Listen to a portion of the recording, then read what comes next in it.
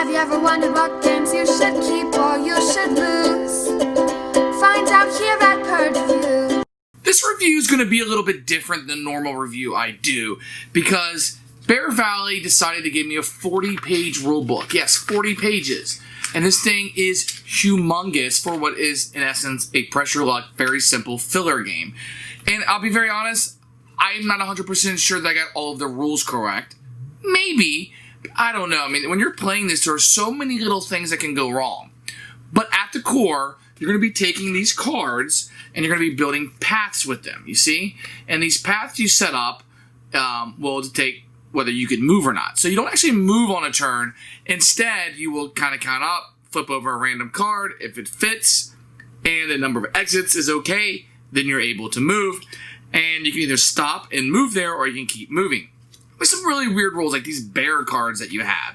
And if it's over your 6th card and a bear's there, you get eaten and you're out of the game.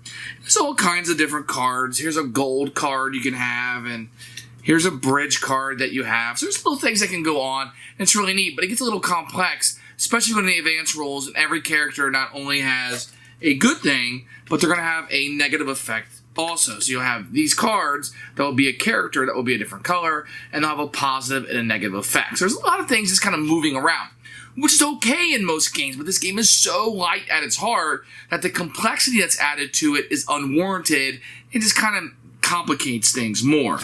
Now, you don't get a really good player aid with this. You're constantly going through this 40-page rulebook. Here's the problem. I'm going to make this really short, and I'm going to make this really easy. The game just isn't that much fun. It's a level of frustration. There's too much luck into it. There's not enough skill. I don't feel like I'm pressing my luck enough. And you never want to go past 6, because if you go past 6, you could be eaten. Now, if you're really far behind, it's the only way you can catch up and win, then you have to. But I don't know if it's that much fun. Like, say you went 8 cards on the first one. There's a bear. Boom, I'm done. Now I'm watching you guys play. It's okay.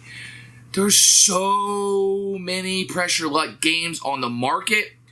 I would probably put this above like Megaland, but there are so many good ones that I don't know when you would get all the way down to want to read this 40-page rule book for such a light game. Rules upon rules, and I feel like the designer's really well known that this one probably just got away from him, and maybe somebody at Stronghold didn't want to reel him in because they wanted to work with him, or maybe they were unwilling to change some of this stuff.